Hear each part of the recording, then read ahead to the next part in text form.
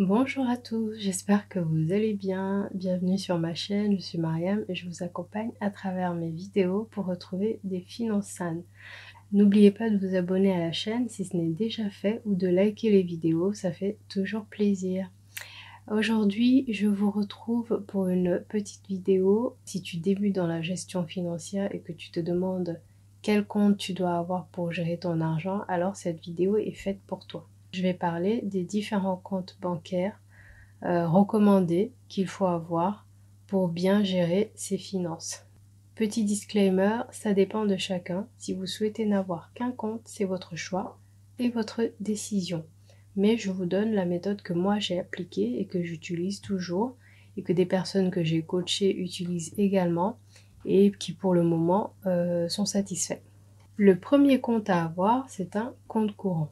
Il s'agit en général d'un compte que l'on possède dans une banque physique et c'est le compte qui sert pour recevoir son salaire et pour payer de grosses factures ou prélèvements comme le loyer, les factures fixes type assurance. Alors c'est le compte que tout le monde possède. Si tu as un compte bancaire, c'est au moins celui-là.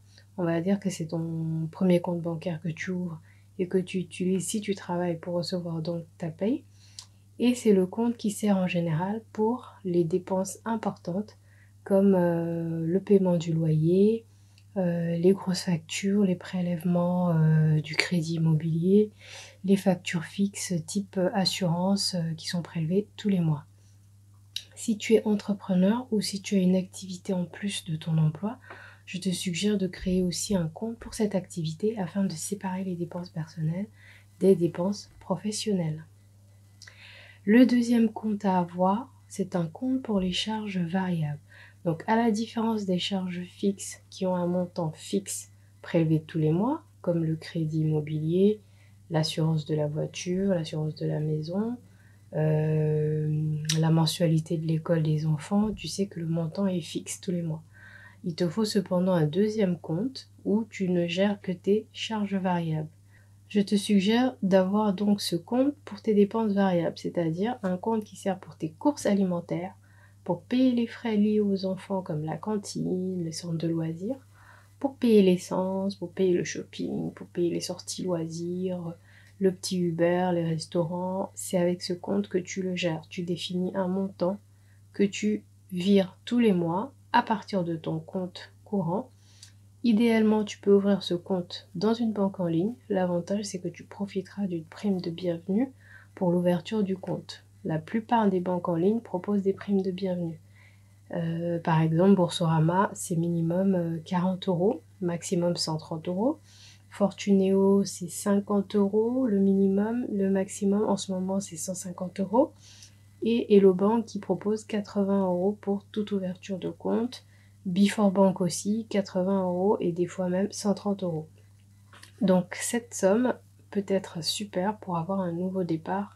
Le troisième compte à avoir est un compte d'épargne. Maintenant que tu as bien défini tes deux comptes fixes et variables, d'ailleurs je reviens sur le compte courant banque physique. C'est un compte où je recommande de ne pas avoir de carte bleue et qui ne sert du coup que pour les prélèvements dont on a parlé précédemment. Par contre, le compte pour les charges variables, là, tu peux avoir une carte de crédit. Ça te sert à régler toutes les dépenses alimentaires, shopping, loisirs, etc. Donc, tu as forcément besoin d'une carte. Je reviens sur le troisième compte, donc à avoir. Là, pour le coup, il s'agit d'un compte d'épargne. Alors, en général, les Français ouvrent des livrets A. Tu peux l'ouvrir dans la banque de ton compte courant. Inutile donc d'ouvrir un compte ailleurs.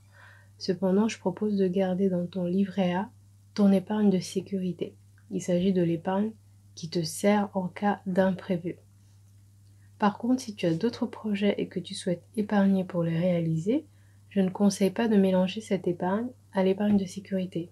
Donc ton épargne de sécurité reste dans le livret A et tes autres épargnes projets, tu peux les mettre sur des livrets de tes banques en ligne. Par exemple, la banque de tes charges variables, tu peux y ouvrir un livret où tu économises pour un projet de voyage, un apport pour une construction ou un achat immobilier, etc. Avec Boursorama, tu peux ouvrir plusieurs livrets, les renommer comme tu souhaites C'est vraiment très pratique pour gérer ton argent. Tu peux ouvrir un livret pour tes enfants, un livret pour toi et c'est totalement gratuit. Voilà, et ce n'est pas interdit parce que ce ne sont pas des livrets A.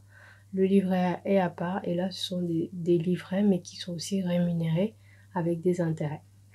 Le quatrième compte à avoir est un compte pour préparer ta retraite. Il peut s'agir d'un compte épargne classique, où tu fais un virement régulier pour préparer ta retraite. Idéalement un compte livret, encore une fois, pour profiter des intérêts au moment où tu prendras ta retraite. L'autre possibilité est d'ouvrir un plan épargne retraite ou PER. Comment ça marche? Le PER est un produit d'épargne à long terme. Il te permet d'économiser pendant ta vie active afin de te préparer un capital pour ta retraite. Le PER est ouvert à tous. Il vous suffit de contacter un organisme spécialisé pour l'ouvrir. Ça peut être votre banque ou un conseiller en investissement ou les conseillers en patrimoine. Je pourrais à l'avenir vous faire une vidéo plus complète sur le sujet, mais pour le moment, je vous ai dit l'essentiel.